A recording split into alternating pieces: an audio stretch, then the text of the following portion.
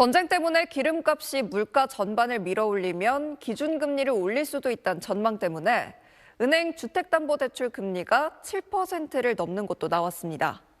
한창 금리가 쌌던 2020년대 초반에 대출을 잔뜩 끌어모아서 집을 샀던 사람들은 특히 부담이 커지고 있습니다. 이태권 기자입니다.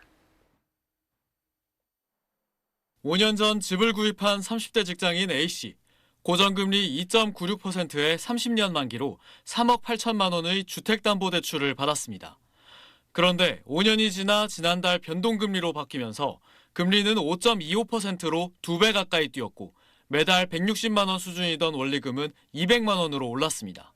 직장인들이 사실 한 달에 4, 50만 원 정도 되는 금액이 적지 않은 금액이잖아요. 대출 받을 당시에는 당연히 이렇게 많이 오를 거라고 예상을 못했어서. 국내 예금은행의 지난달 주담대 금리는 신규 취급액 기준 평균 4.32%로 5개월 연속 상승했습니다. 2년 3개월 만에 최고치입니다. 5년마다 금리가 바뀌는 고정형 주담대 금리는 최근 상단이 7%를 넘은 곳도 있습니다.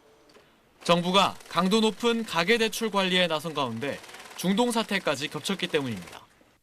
국제 유가가 급등하고 물가가 오를 것이란 전망에 기준금리 인하 가능성이 약해지면서 시장금리가 오르고 있는 겁니다. 주담대 금리의 주요 기준이 되는 은행채 5년물 금리는 지난 23일 4.1%로 2023년 12월 이후 2년여 만에 가장 높았습니다. 집값이 뛰던 2020년과 2021년 2%대 저금리에 영끌 대출을 받은 사람들은 변동금리를 적용받게 되면서 더 큰 상환 압박을 받게 됐습니다. 중동전쟁 장기화로 물가 상승이 가속화되고 채권 금리가 올라가면서 은행채 금리도 올라가고 이게 가계대출 금리까지 올라가고 결국에는 이게 소비 위축으로 이어지는 구조적인 악순환이.